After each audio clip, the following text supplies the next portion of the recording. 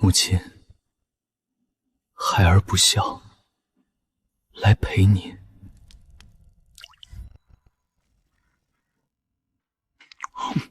少主，东西能吃吗？少主，给我们留点！你都拿10个包子、3个烙饼了，给老子留点，不怕撑死自己啊！就算真要死，我也要做个饱死鬼。文文，爷爷老了，若有一天去了，你也不要太难过。我要下去陪你奶奶，你要照顾自己，每天按时吃饭。爷爷显灵，爷爷，你一定是听到我的话，回来看我了。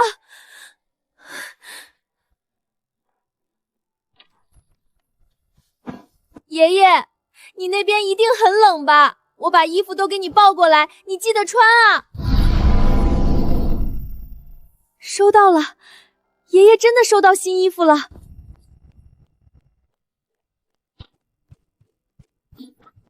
老板，北街灌汤小笼包，南街李叔葱油饼，还有五芳斋绿豆糕，每样死给我定下10份啊！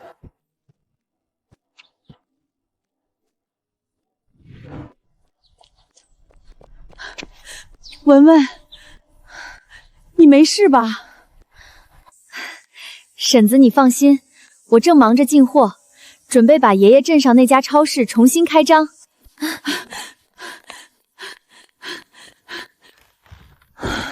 爷爷，你要是还缺什么，能不能给我带个信儿？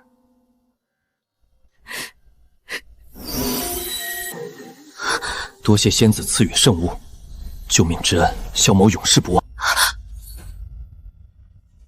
你听到我说话？仙子若有吩咐，在下赴汤蹈火，在所不辞。听你的声音好像病得不行，还需要我做什么？水，还有食物。好，我马上找水找饭。可是现在深更半夜，谁愿意大半夜送货上门？刚才你收到的东西，还有送我的玉佩，都是通过这镯子传送的。是。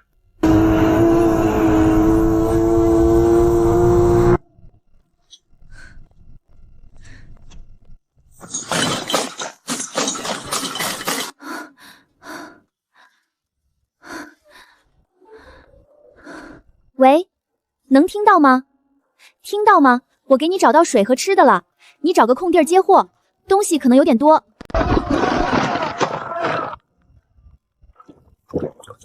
这辈子能吃到此等美味，绝对值了。甜的，还软软酥酥的，怪好吃。又辣又甜的，你们在胡说什么？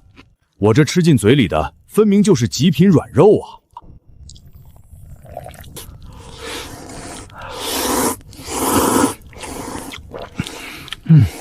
今夜大家吃饱喝足，养精蓄振。明日一早，赵真带着周鹏摸清幽州城内的蛮军动向，沈凌随我下山招揽流民，重整队伍。至于钱穆，你暂时留守看护好山上的物资。对了，还没问你叫什么名字。刚送过去的物资到底够不够吃？在下萧乾，仙子赏赐的圣物不仅救了我等性命，更给了我们活下去的希冀。萧某定会重整旗鼓，东山再起。那就好，萧乾，你们省着点吃。超市现存的米面油全给你运过去了，下一批货还要过2天才能到。李叔，再帮我送200箱矿泉水和200箱泡面过来。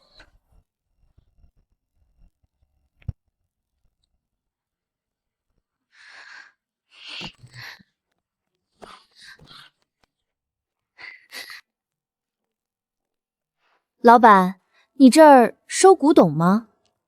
收啊，不过得看你手里的货色如何啊。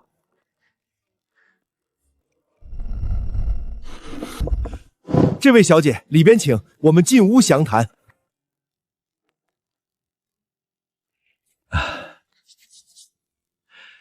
不知老板手里的玉佩从何而来？家中长辈住院，遭逢巨变，不得已才拿出这祖传物迹，总得先救人不是？老板开个价吧。这是上等羊脂梨白玉，材质当世罕见，单凭着笔走游龙的刻字，现今出土的都鲜有能与之媲美。至于这价格嘛，老板既然不是诚心买，那我就去隔壁问问。老板请留步。在下经营此店20余年，月宝无数，可似您手中这般独一无二的稀世珍品，薛某真是见所未见，这才没敢贸然报价。500万，500万！您要是着急用钱，我现在就打电话让人把钱凑齐送来。你方才不是说价值连城吗？怎么报价才这么点儿？我看你从头到尾就没诚心报价。既然如此，我还是再去找别人问问吧。随手送的一枚玉佩就价值500万以上，金手镯那头跟他联系的到底是什么人？爷爷就算再喜欢去古玩市场捣鼓，也绝不可能搞到这种绝世珍宝。大家都准备好了吗？除了钱木留下看守物资，其他人随我出发。把身上的东西都留下来，也可以美饶你们几个不死。这根本不是什么占山为王的悍匪，分明就是被大汉和蛮族逼上绝路的逃亡难民。若你们肯归顺于我，我可以给你们指一条生路。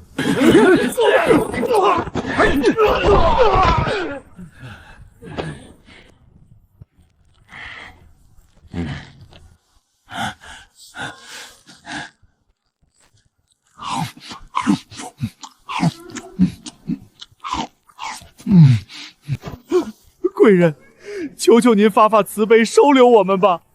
村里连年大旱，匈奴人还趁机屠村抢劫，我们实在没有活路，这才逃上山当劫匪。既然归顺，接下来就得按我的规矩办事。若有不从者，杀无赦。我等自愿跟随，赴汤蹈火，在所不辞。萧乾，你个大骗子！我当你是爷爷的朋友，好心救你，你却满嘴谎言，还骗我说自己缺吃少穿，命悬一线。你随便拿出一块玉佩就价值连城，哪里还会买不到吃的用的？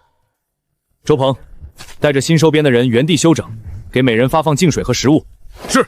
休整后，必须在他们的指引下直奔村庄，彻底建立起招揽难民的暂时据点。来，我是镇北府的二公子，被朝廷算计，腹背受敌，陷入绝境，流浪逃亡。你说你是将军府的二公子，那玉佩就是你家的祖传之物？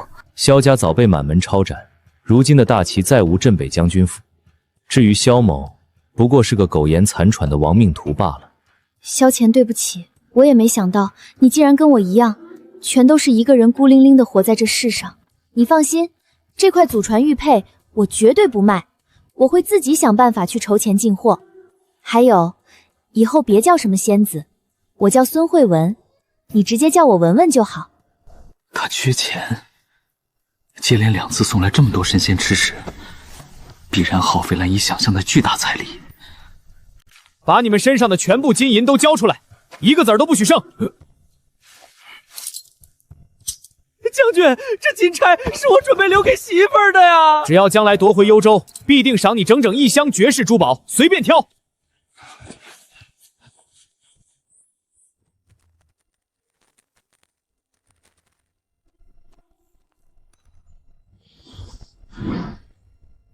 孙姑娘，我身上暂时只有这么多了，等我下山重组队伍，攻下城镇，必定给你送来更多真金白银。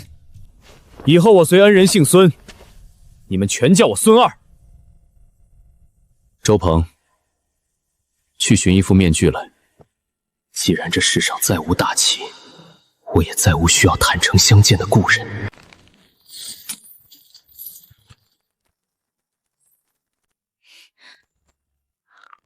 万万没想到，竟然全是真的！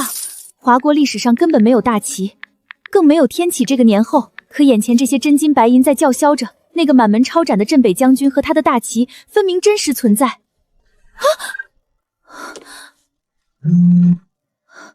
李叔送货过来了是吧？您稍等，我这就开门。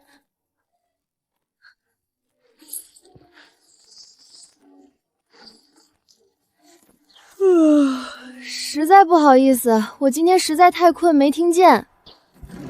你这丫头可太懒，你爷爷在的时候天天起早贪黑，你这生意也太不可思议，这才几天，怎么就全卖光了？您老现在知道我为啥睡到现在才开门了吧？全是线上下单，昨晚熬夜发快递，快累死我了。李叔，您帮我留意一下附近有没有空仓库出租呗，我这生意越做越大，得租个大场地才行。明天先拿几枚去古玩市场探探水深，要是价格合适，就把金叶子全抛出去。这点廉价水粮换一抽屉真金白银，简直赚到起飞。人家萧乾出手就是一袋真金白银，怎么也得给这位伤痕累累的祭主买点上好的伤药。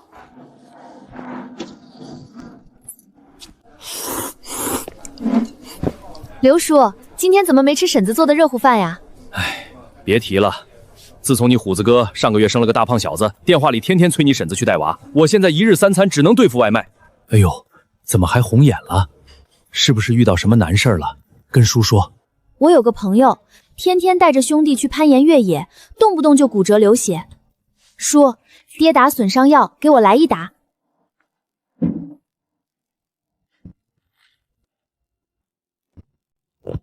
小孙，你那个朋友该不会是男朋友吧？叔劝你擦亮眼，这种天天玩命不顾家的男人绝对不能嫁。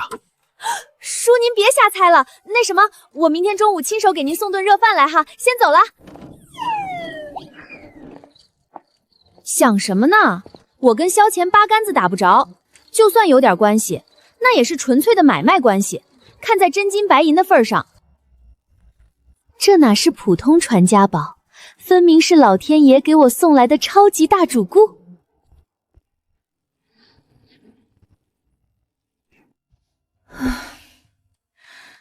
也不知道镯子那头的萧乾现在究竟面临着什么局面。至于赵真，早就带着另外2人兵分一路，直逼城内探听虚实。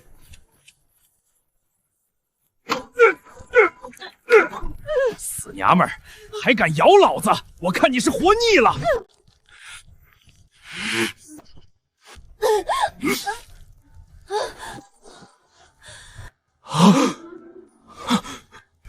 惠娘，你醒醒啊！掐醒他，务必摸清匈奴人的下一步动向。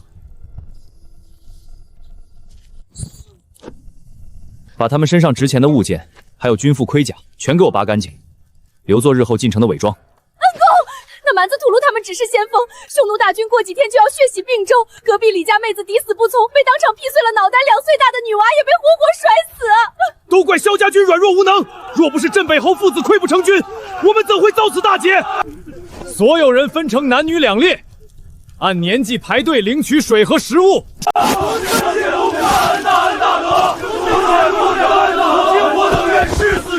孙某在此立誓，刘家村绝不再饿死一人，更不任由蛮夷欺辱。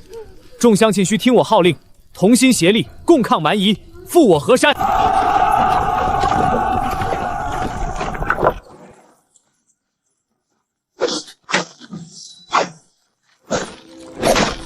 死守入口。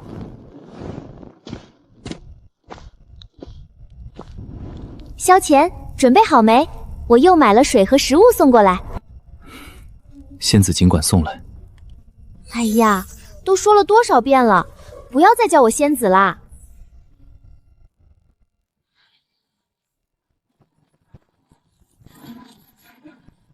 你再腾个空房间，我还买了伤药和医用器具，具体用法全都标记好了。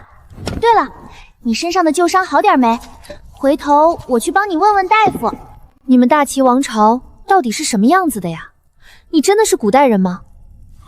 孙姑娘，不仅我是真实存在的，我手下的兄弟、刘家村的百姓，乃至整个大齐王朝，全都是活生生存在的。孙姑娘，萧某今日又得了一批银钱，现下就全部给你送过去。这天大的恩情，萧某没齿难忘。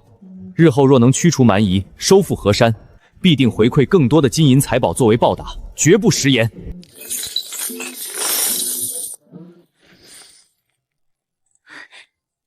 萧乾，这些算是今天食物和药材的货款吗？这只是小小回礼，今日的货款暂且记账，待他日重整大军，夺回幽州乃至西北之地，必将10倍100倍奉还。明天我就把这些换成钱，以后你要多少货我就买多少。从今往后，你负责打仗赚钱，我负责所有后勤供应。只要银子到位，一手交钱一手发货，咱俩就是患难与共的盟友。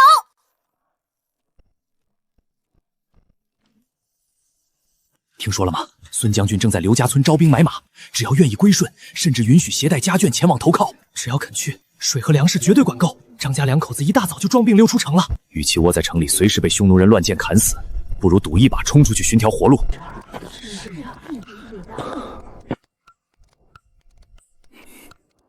孙将军长啥样我没看清，全程戴着面具，但有一点，他是真的有钱啊！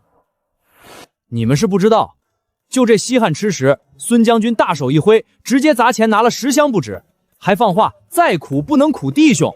不仅如此，他还要我再运100箱过去，只要食物管够，银子只多不少。站住！城里的军爷要见你。看这架势，匈奴人也听到了风声，彻底盯上了这批神奇的食物。既然孙将军能下血本买肉犒劳将士，跟着他混绝对饿不着，还等什么？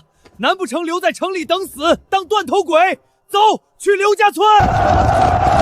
刘家庄啊，后勤，快搬运就登记。没错，刚刚在幽州城里疯狂带节奏的西域客商是我们的人假扮的。城内四起的流言、抗击蛮夷的歌谣，全是他一手炮制的杰作。一夜之间，整个西北的风向彻底变了。哎呦，姑奶奶您可算来了！快，里边请，我给您泡了上好的大红袍。只要报价诚心，我手里确实有好货出手。那是自然，那是自然。不知姑奶奶今天带了什么宝贝？从老人床板下翻出来的，您给长长眼。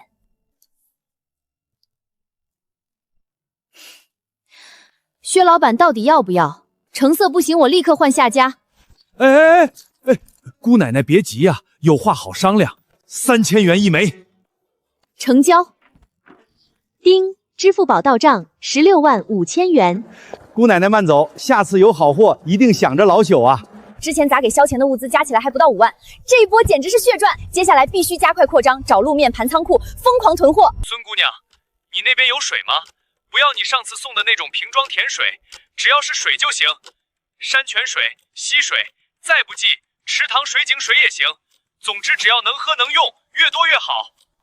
师傅，掉头直奔乡下，快！萧钱，你赶紧找口水井等着，我这就给你送水。菩萨保佑，天降甘霖啊！水绝对管够，但这水必须烧开才能喝，喝生水绝对会染病死人的。沈林，立刻就近架设3口大铁锅烧水，所有人拿器具排队。刘武，去地窖提1袋大米，叫妇人们采野菜煮粥，必须保证人人都有的吃。是，日夜死守，凡擅自靠近或企图投毒者，就地斩杀。少主，匈奴人中计了，正准备趁夜偷袭刘家村，抢夺粮草。这一战，我早就等候多时了。对面的水源危机暂时解除，接下来必须火速开启新一轮疯狂囤货。你要买大仓库的事有着落了，有时间赶紧进城来看看。太好了，李叔，我吃过午饭就直奔城里，先给刘叔准备一顿丰盛的午餐。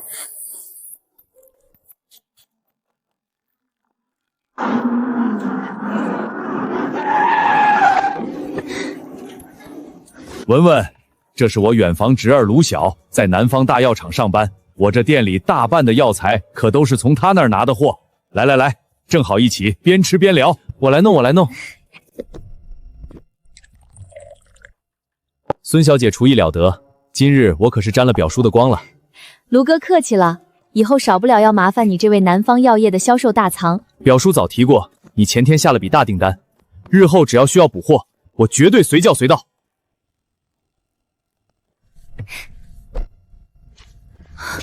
李叔，你说的卖场和仓库，不会就是整栋楼吧？要是把萧钱给的那些金元宝和银锭子全出手，买下这栋楼简直轻而易举。可若是突然砸出这种惊天大手笔，必然会招惹祸端。李叔，这地方底价多少？这卖场足足有700平米，后门还白送个大仓库，挂牌1年多无人问津，目前月居报价只要7000块。若就是把前面当眼罩常常营业，把存货统统运进仓库，简直完美。以后消遣要物资，我直接拿毒把钥匙提货，让原厂家直发大卖场，连快递小哥都不会起疑心。李叔，这地方是不错，但这没落的地段……明天我就约中介和林老板当面详谈，肯定给你拿个实诚价。那就麻烦李叔了。对了，按上次的量，您再给我送一批矿泉水和泡面过来。萧乾，你那边的货先顶着，我得先把手里那批金元宝的行情彻底摸透才行。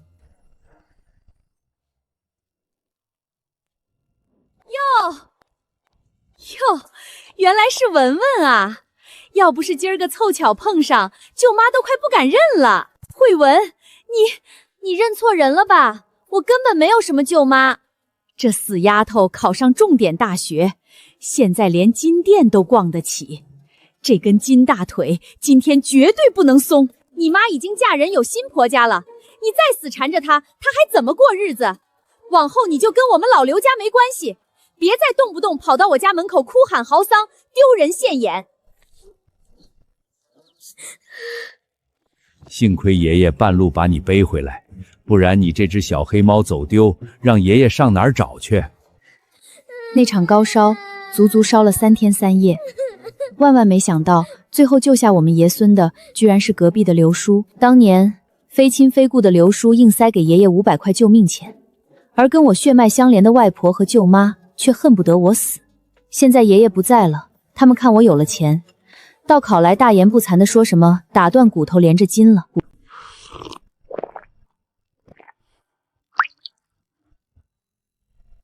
孙姑娘，你还好吗？我看到金手镯闪烁金色荧光，你哭了。如果一个10几年不联系，曾经极其讨厌你的人，就因为觉得你发达了，突然跑来相认，该怎么做？不想认就不理，牛不喝水还能强按头不成？难道就因为你有钱，他们就能打着亲戚的幌子逼你劫富济贫？可不是劫富济贫吗？那个不成器的表哥到现在连工作都找不到。至于我那个好妈妈，继子买房翻脸不认人，快50岁了还得四处打零工供养小儿子。老刘家现在简直就是个彻头彻尾的笑话。话虽这么说，可对方毕竟占着长辈的身份，一旦撕破脸把事情闹大，最后背上六亲不认骂名的肯定是我。对付这种人，何须亲自出马？借刀杀人未尝不可。他们就是吃准了你会心软，既然敢仗着长辈的身份拿捏人，那就直接抓住他们的致命弱点，以其人之道还治其人之身。大将军这番运筹帷幄的本事，今天真是让我受教了。慈不掌兵，能解开孙姑娘的心结，才是萧某的荣幸。孙姑娘，你此刻可在家中？我刚坐上回家的公交车。怎么了？是你那边又缺水和食物了吗？非也，萧某又新得了几箱金银珠宝，正准备给姑娘送过去把玩把玩。我的大将军，那些亲戚刚因为眼红缠上来，你这大箱大箱的珠宝砸过来，岂不是把我往火坑里推？真好笑，一个认识不到1周，连面都没见过的跨时空朋友，竟然比那些所谓的血亲还要在乎我。既然那帮人一口咬定你发达了，那就干脆把这谎言彻底坐实。萧某就是要看他们明明恨得咬牙切齿，却偏偏还要装出亲热的模样，上来拼命巴结。等过2天我买下大卖场的消息传回老刘家，当年扬言我饿死也不往来的舅舅舅妈，还有20年不肯看我一眼的亲妈，绝对会为了捞钱连礼义廉耻都不顾。这群人上门打秋风的丑态，我还真是迫不及待想看看了。若是孙姑娘真觉得麻烦，不想要，萧某也绝不强人所为。要，为什么不要？天下哪有跟真金白银过不去的道理？你有多少，我就要多少。咱俩简直脾气相投。我这人最大的优点就是记仇，我就喜欢看那帮人看不惯我，偏偏又干不掉我的憋屈样。不过，你运送金银珠宝过来的同时，务必给我列一份采购清单。不管是米面粮油、军服鞋袜，还是急救药品和兵书，只要是你那边缺的，我都会想尽一切办法给你凑齐。我到站了，你赶紧把单子列好，随时联系我。脾气相投，记仇。若非背负着父兄和萧家100余口人的血海深仇，我怎可能在无数次死去逃营中咬牙硬撑到现在？他誓要变富变强，让欺辱他的人跪地求饶，而我又何尝不是在无尽的黑暗中隐忍蓄力，死死盯着血债血偿的那一天？少主，从匈奴人身上搜刮的金银财宝已经清点完毕了，整整2大箱，全部抬进后山地窖了。知道了，待会儿全部送去给仙子。少主，这高高在中的仙子能看得上咱们这些凡俗的金银阿卡物吗？少主，您不会是打算让我拿着这张单子去外面采购吧？若是真让你去买，你能立刻买到吗？开什么玩笑！昨夜才勉强击退匈奴，夺回的村庄早被洗劫一空。明日匈奴就会发起新一轮猛攻。如今幽州并冀州全被匈奴占领，想穿过重重包围南下重金采购，还是指望朝廷良心发现空腔粮饷，简直是白日做梦，还不如祈祷老天爷显灵来的实在。但是这些，仙子她通通都能办到。早知仙子如此手眼通天，别说2箱金银珠宝，就是10箱，老子拼了命也要去夺回来呀！都给老子起来操练！只要夺回幽州城，就有无尽的财宝。到时候不仅能换救命的水和粮食，还能让少主求仙子多赏几箱薯条、香肠和泡面。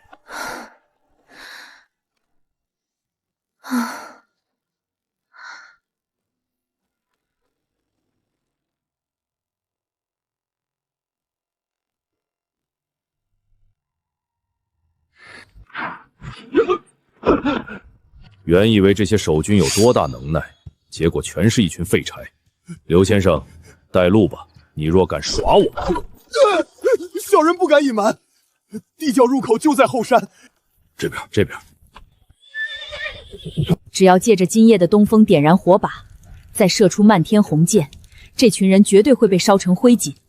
至于那个必须活捉的孙二，到时候更是插翅难逃。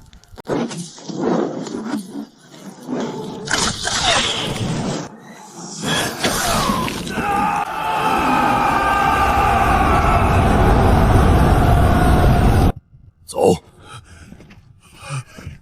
阿古拉将军，巴特尔殿下，好久不见。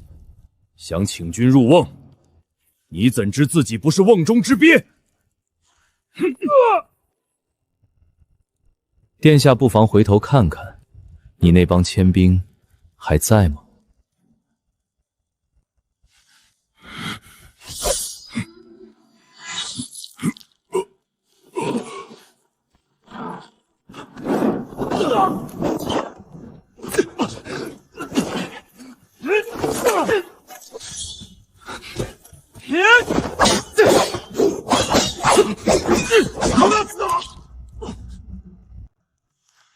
呼吸平稳，果然只是陷入了深度昏迷。孙姑娘曾说这叫麻醉针，是给断腿断胳膊的重伤员做紧急手术时减轻痛苦用的。可谁能想到，这玩意儿用在战场上，绝对是兵不血刃活捉敌将的顶级神兵。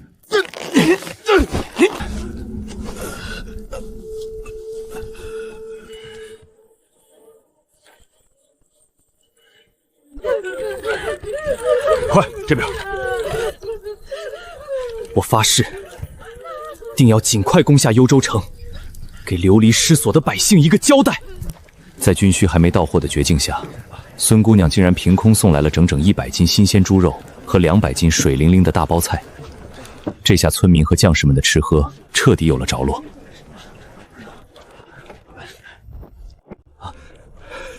孙小子，你倒好，就在一旁干看着，把这烂摊子全扔给老夫不管。胡大夫，您这话就不对了。能迅速止血的云蔓药，方便处理创口的创可贴，我可全都给您备齐了。不仅如此，退烧药、消炎药应有尽有，甚至连全棉无菌纱布、镊子、止血钳和医用剪刀这种独一份的神器，我都给您弄来了。打住！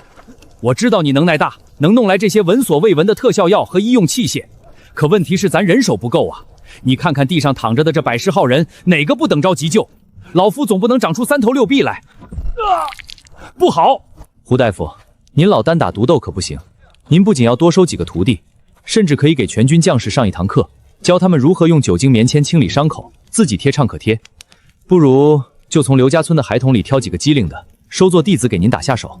你说的倒轻松，你以为治病救人是随便学学就能上手的吗？你要真想帮忙，不如求你背后那位仙子赶紧传送一本使用说明书过来。你又不是不知道，那些药盒和包装上全是一堆根本看不懂的天书。萧乾，你在地窖吗？我给你送东西来了。哎，萧乾，你清单上要的东西我都下单预定了，可是送过去还要再等几天。不要紧的，孙姑娘，我这边应该还能再撑几天。那我就放心了。不过，在送大批吃穿用度过去之前，我觉得咱俩有必要先统一下认识。这哪里是统一语言，这简直就是胡大夫此刻最急需的天书翻译器啊！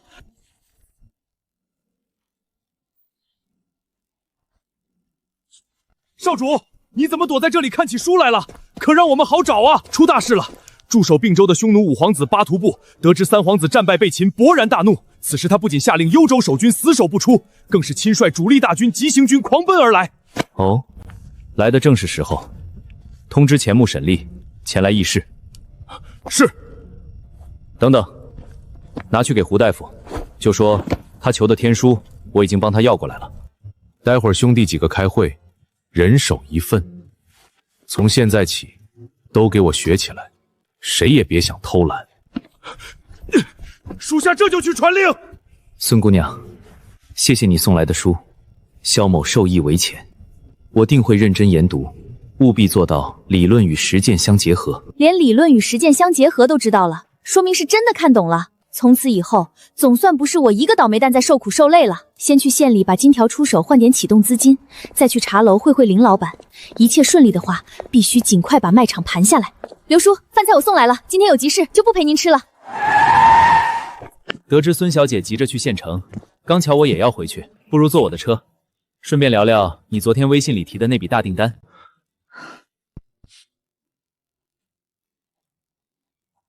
孙小姐，看看想吃点什么？听说孙小姐是京都大学的高材生啊。高材生又怎样？3次考编落榜，终究是跟体制内无缘。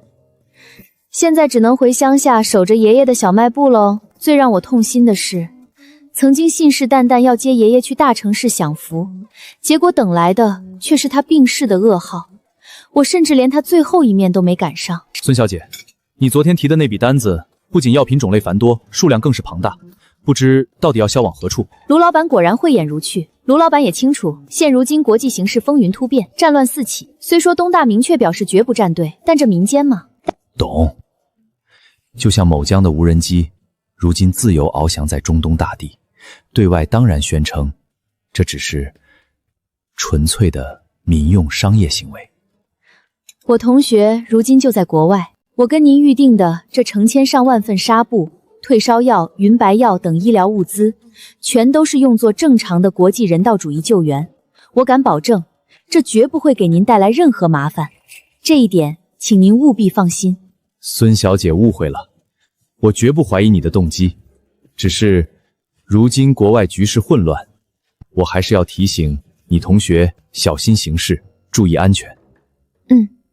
再加一份你们这儿招牌的黑森林慕斯。不知卢老板这批货究竟何时能到，我也好早做安排。最早也要后天，你同学那边要得急吗？不急，时间刚刚好，还得先去薛老板那里转一手，把带出来的10来个金元宝悉数脱手，换取一笔庞大的本钱。这批订单一共多少钱？不急，等货到了再说。若是你这边一时不凑手，过段时间再打尾款也行。之前下单我已经砸出5万定金，眼下还是先拿下卖场最为稳妥。至于货款暂且欠着，反正我现在最不缺的就是钱。以后你就别叫我卢老板，直接叫我卢小。好啊，那以后你也直接叫我文文，别一口一个孙小姐，听着生分。哟，这不是卢大老板吗？身边什么时候多了这么位大美女？不会是女朋友吧？秀萍，你可别乱说，我们只是朋友。倒是你身边挽着的这位，不介绍一下？我看倒也不用介绍，大家都是老熟人，还真是抬头不见低头见啊！我怎么不知道，我这个一直在家啃老不务正业的表哥，身边居然有了这么一位漂亮表嫂。卢晓，你刚才说赵秀芬是你高中的学霸同桌对吧？认真算起来，我比你们低2届，算是学妹。不过话说回来，在咱们 A 县这唯一的一所重点高中，可不是什么人随随便便就能考上的。尤其对于那些连普高都考不上，勉强混个职校毕业证，还以为自己拽上天的混混学家来说，更是天方夜谭。给我闭上你的狗嘴！别以为我真不敢拿你怎么样！哼！我不过是实话实说。怎么，表哥就气急败坏想打人？是怕我这未来的嫂子看穿你的真面目？我们还有事，先走了。可能我刚才那番话对你同学来说多有冒犯，但出于对朋友的关心，我真诚希望你能劝他一句，我表哥真的不是一个合适的结婚对象。哎呦，孙老板，我这几天可是盼星星盼月亮，总算把您给盼来了。难得薛老板这么热情，我手里刚好新得了一批好货，就看您能不能给个10成价。这就是有钱人的滋味。想想上次来卖铜钱，急得像热锅上的蚂蚁，如今手握一箱金锭，底气瞬间截然不同。金元宝，十足的金元宝，而且还是古代的足金元宝。孙老板这批金元宝来历不一般吧？一般不一般我也不懂，这不过是我男友出国带回来的七夕礼物。他们那个圈子您最清楚，古玩玉器信手拈来，这点东西在旁人眼里算是顶天，但在那些身家过亿的大老板眼里，不过是随手拔根毛哄女人开心罢了。我大致盘了下，1两、5两、10两、30两都有，最大的这10个绝对是50两足金。薛老板好眼力，若怕不纯，干脆拿秤称个总重，再谈价钱也不迟。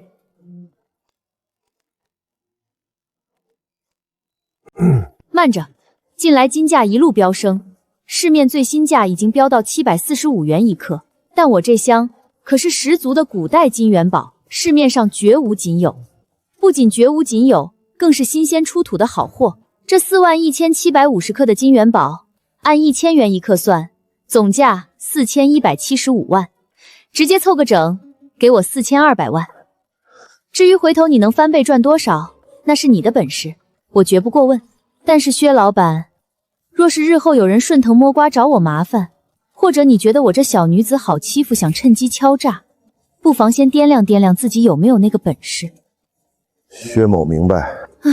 说起来也是无奈，本想回乡躺平，可我家那位非要死缠烂打求我进门，还说我这京都高材生当儿媳妇，他那京都的豪门大妈100个满意，非逼着我回去吃个便饭。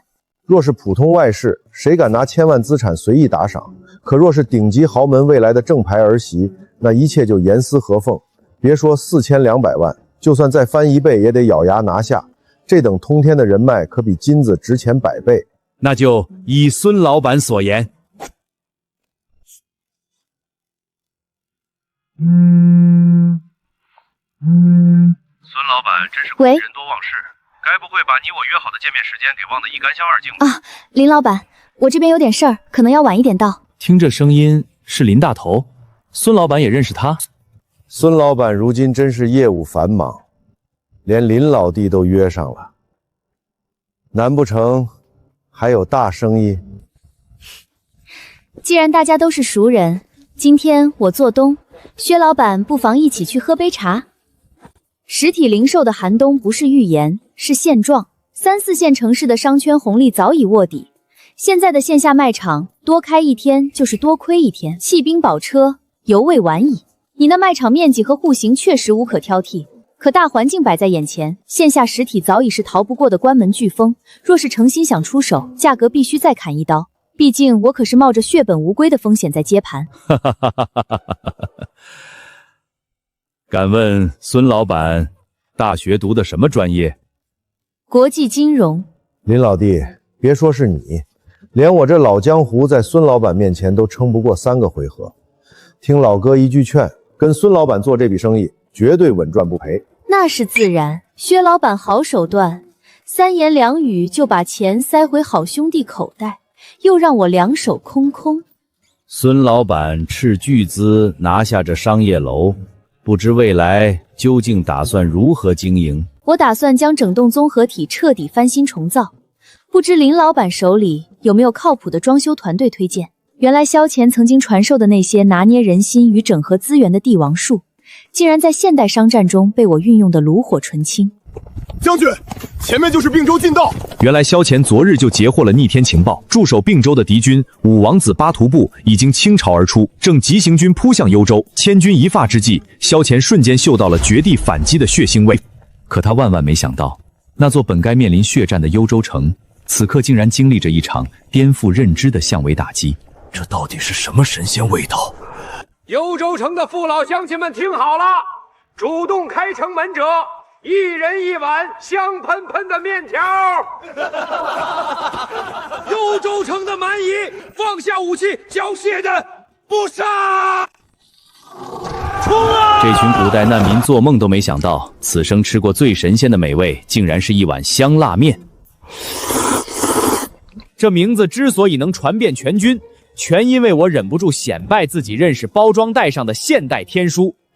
这下我瞬间成了全军顶礼膜拜的无所不能大营长。哎呦，赵真，你疯了！我疯了？谁他妈允许你随便把泡面这等金贵吃食拿出来诱敌的？老子在幽州城里九死一生苦熬这么多天，你们这帮混蛋却在刘家村天天造仙子送来的美味，连村里的泥腿子都能喝上营养丰盛的瘦肉粥。谁知自己辛辛苦苦里应外合拿下城池，你这孙子竟然连一袋泡面的汤都没给我剩！赵真，你少装蒜！你口口声声说老子泄露机密，还不就是出来晚了没抢到泡面，拿老子撒气！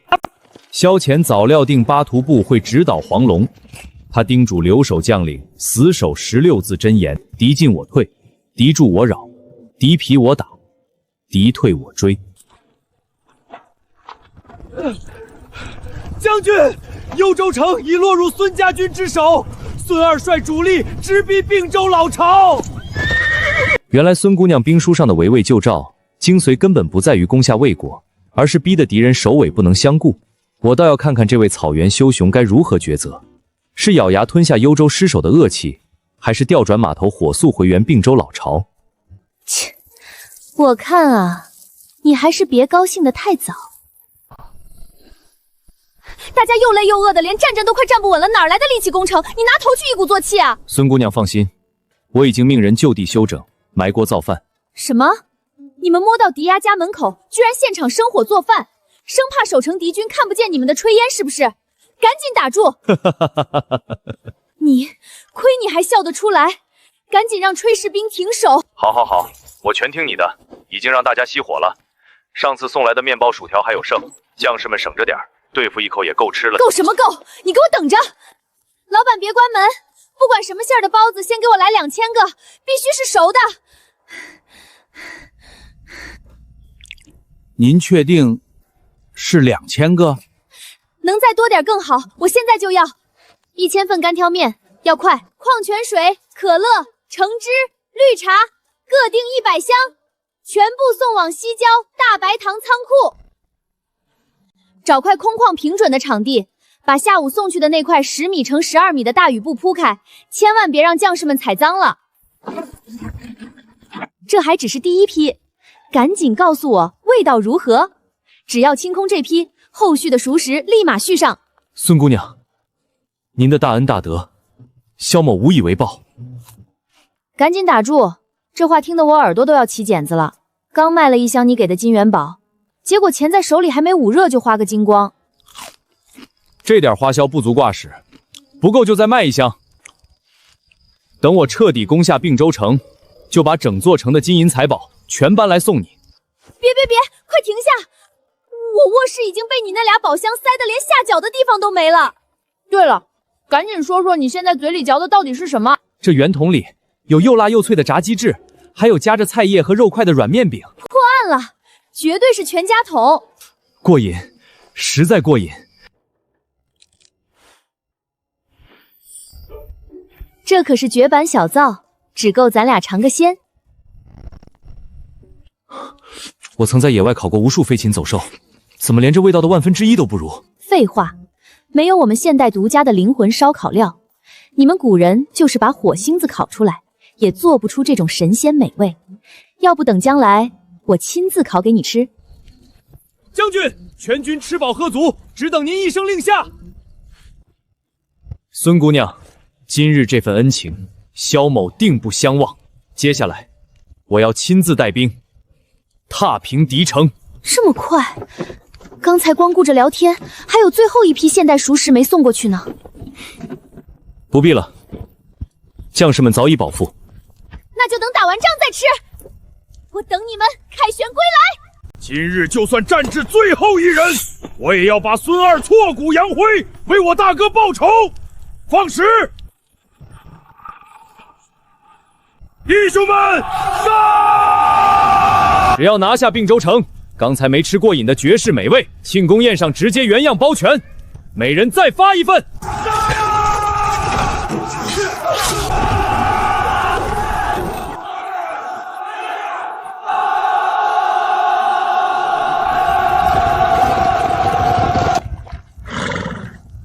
孙将军，我们决一死战吧！要么你我单挑，要么就让这满城百姓和你的孙家军给我死去的将士和我被俘的亲哥陪葬。哼，把人带上来。哥哥，废物！你忘了我匈奴的誓言吗？大草原的勇士绝不受人要挟。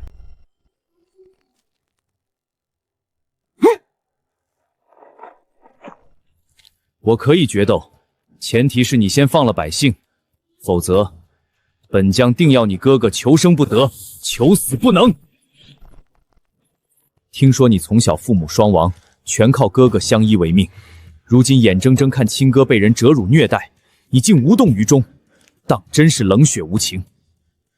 一个连自己亲哥死活都可以不顾，如此自私冷血之人，你们凭什么觉得他会在乎你们的死活？他死守并州，不过是拿你们的命去换他的高官厚禄。更何况，你们的三王子早就弃城逃命了，难道你们还要用自己的血肉之躯给他们兄弟当复仇的工具吗？给我闭嘴！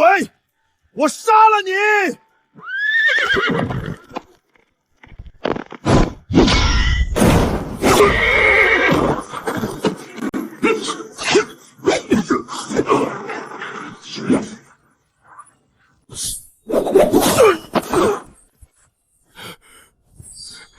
放人！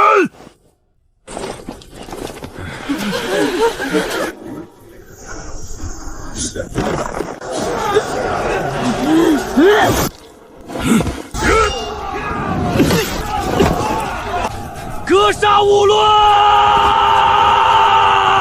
萧谦，你能听到我说话对不对？你们肯定胜利了，你们一定攻下并州城了。你别吓我，你要是得空，赶紧回我一句好不好？以前哪怕身处尸山血海的战场，只要我一开口，他必定秒回。可是现在整整2天2夜了，